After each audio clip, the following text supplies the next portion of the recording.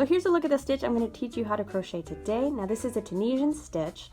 You're going to need 2 different color yarns, and this is, if you watched the Rectangular Shawl pattern, this is the same stitch, only using different colors, so that way you can use the stitch for multiple projects. So yeah, let's get started.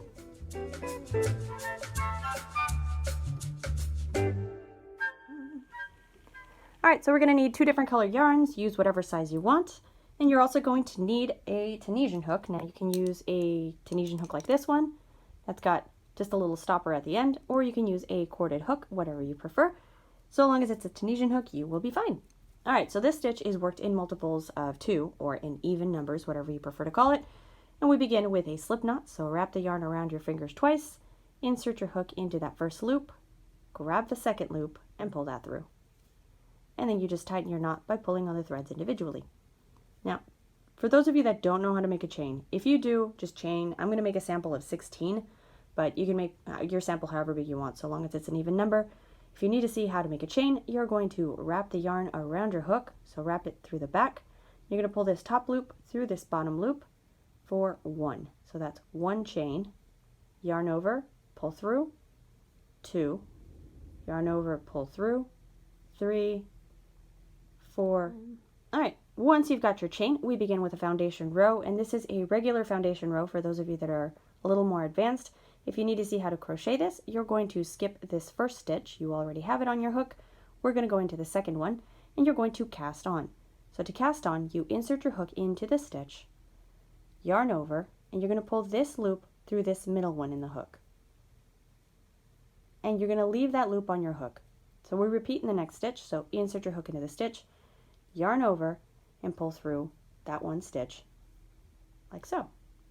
So insert your hook, yarn over, and pull up a loop. Insert your hook, yarn over, pull up a loop. You're going to repeat this in every stitch of the chain. At the end, you should end up with the same number of loops on your hook as you stitched chains. So I did 16 chains, I should end up with 16 loops on my hook. Once you've cast on all your stitches, your hook is going to look like this. Now we're going to work a return pass. Now the return pass is going to be the same for every row. And I'm going to show it to you here in white simply because it's going to be a little bit easier to see than with the blue. But here you go. You're going to begin with a yarn over and pull through 1 loop. So yarn over and pull through the first loop right here on the hook. Now for the rest of the stitches, you're going to yarn over and pull through 2. So here are the 2 loops. You're going to yarn over and you're going to pull through 1, 2. Yarn over, pull through 2, and that's 1, 2, yarn over, pull through 2, yarn over, pull through 2, and so forth until you are left with just 1 loop on your hook. So once you've completed your return pass, we're going to begin with row 1. So here is your foundation row. Now if you take a look, you have what are called vertical stitches. So here they are. So here's a stitch, here's a stitch, here's a stitch. These stitches are made up of 2 loops, 2 threads, 2 legs, whatever you want to call them. They're right there. As you can see, there's the one in the back. So that's the back leg. Here's the front leg. So for the stitch, we're just going to use the front leg of our vertical stitches. So you begin by always skipping the first vertical stitch, so this one right here, because you already have that on your hook. So it's right there. So you're going to work with vertical stitch number 2 and number 3. And this is the same for every single row. So this is the one row that you're going to repeat over and over. The only difference is going to be the color. So here we go. You are going to Tunisian crochet 2 together. So it's a Tunisian simple stitch, which means we're going to insert our hook behind the top leg of the second vertical stitch and the third vertical stitch, like so. You're going to yarn over and pull through both of those loops, those legs, whatever you want to call it, like so, and cast on. We have to maintain the same stitch count, so you're going to yarn over and leave that loop on your hook. So that's going to be equivalent to the 3 loops or the 3 stitches we crocheted into. So here's the first vertical stitch, and then the 2 are right here. Now we're going to repeat this in the remaining vertical stitches of the row. So we're going to go to vertical stitch, what is this, number 4 and number 5, and you're going to Tunisian simple stitch 1 and then 2, so that's Tunisian simple stitch 2 together, yarn over and pull up a loop, and then yarn over and leave that on your hook. Go into the next pair, Tunisian simple stitch 2 together, yarn over and pull up a loop, and then yarn over. 2 together, pull up a loop, yarn over. And then you just continue until you complete the row. At the end, which we are almost there, you have your 2 vertical stitches and then your final stitch of the row. So you're going to Tunisian stitch 2 together, yarn over, and then this one, you're going to insert your hook into this bottom stitch. So this is the first chain. So not the first chain, the one right above it. So just make sure you have the 2 loops like this on your hook, and you're going to yarn over and pull up a loop. Sorry if my voice sounds funny. It's been really windy here in Florida, so I've got these really terrible allergies. All right, so once you've cast on all of your stitches, it's going to look like this. Now this is where we're going to switch color. So you're going to switch color at the return pass, every single return pass, so every single row.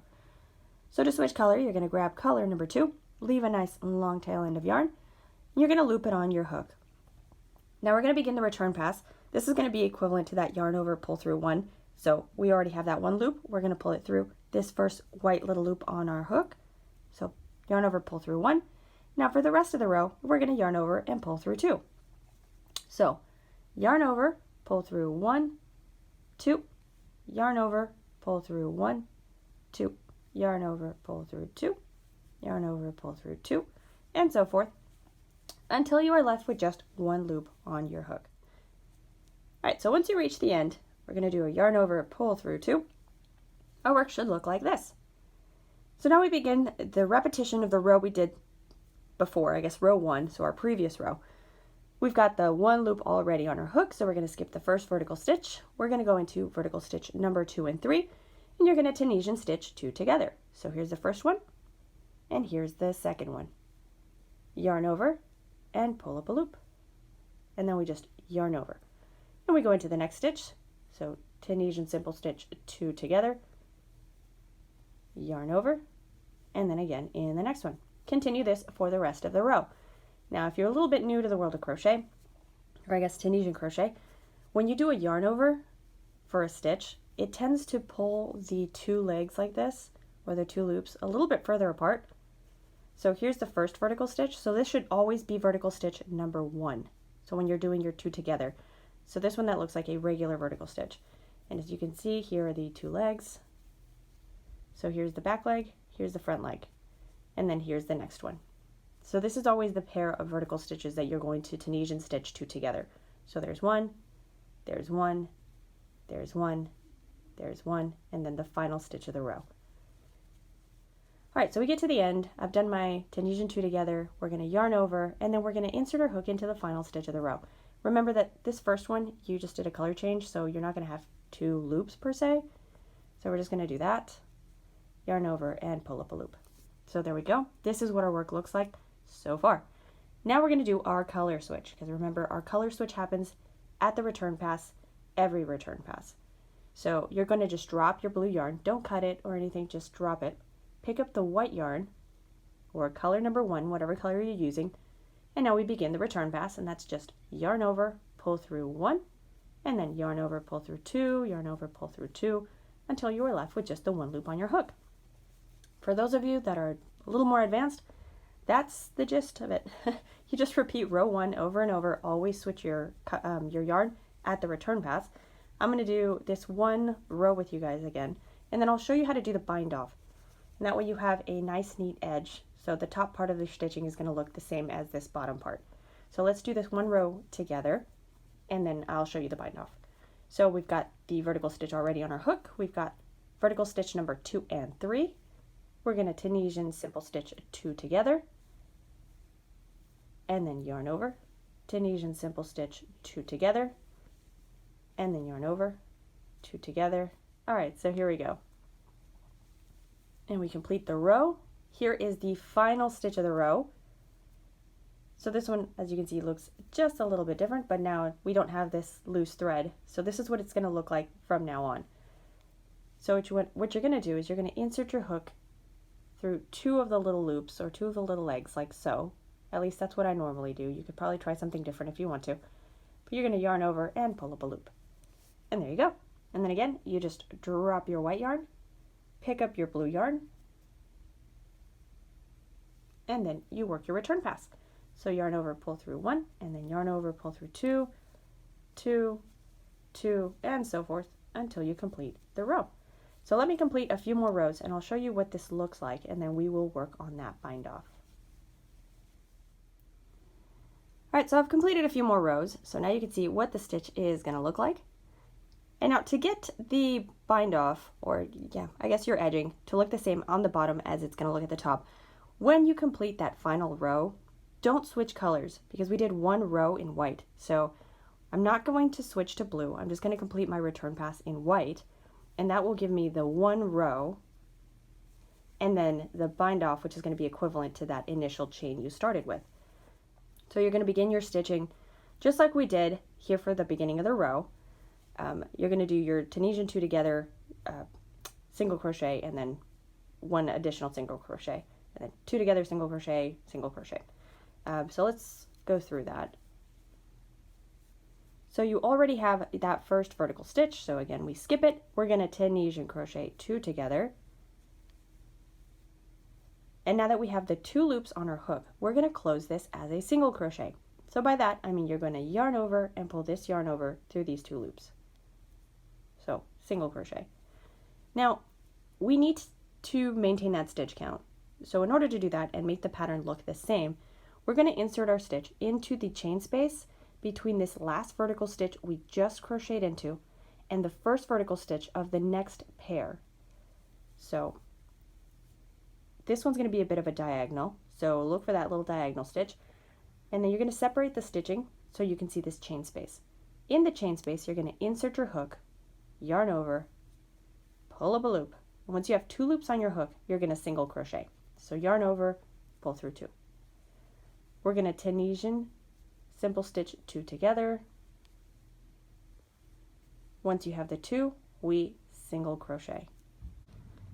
Alright, so now we go into the next stitch, so you look for that diagonal and then the next vertical stitch, and we're going to work into this chain space right there.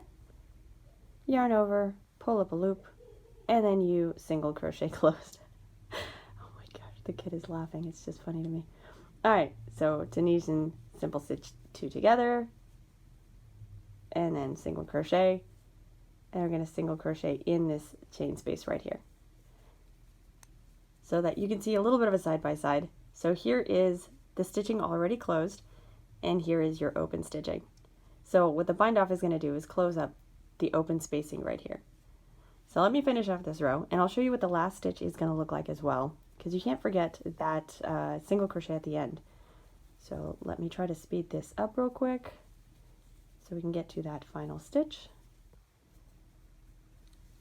It's kind of difficult to try to crochet looking through the camera because I'm looking at the actual, like, on the camera on my phone, which is what I use to film. So sometimes I have to like poke to the side so I can see my stitching. Alright, anyway, so we're at the end.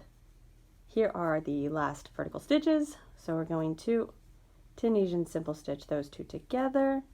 And now the last, well, the second to last single crochet is going to be right here in the chain space. So here's the final stitch of the row, and here's that last vertical stitch. We're going to insert our hook into that space, single crochet, and then you have to single crochet in the final stitch. Don't forget the final stitch. That way it doesn't throw off your stitch counts. Now just to finish your project, you would chain 1, and that makes a nice little knot here at the bottom. You can then tighten up, cut your yarn, pull that through, and you are all set. So here you go. So here's a look at that stitch. So here's what it looks like in the front. I usually get questions about how it looks in the back as well. So here's the front, and here's the back. Thank you so much for watching. If you haven't subscribed to the channel, hit the subscribe button. If you would like to see more of my work, you can always swing by the website, and that's modebespoke.com. You can also follow me on Instagram. I will see you all again in the next tutorial.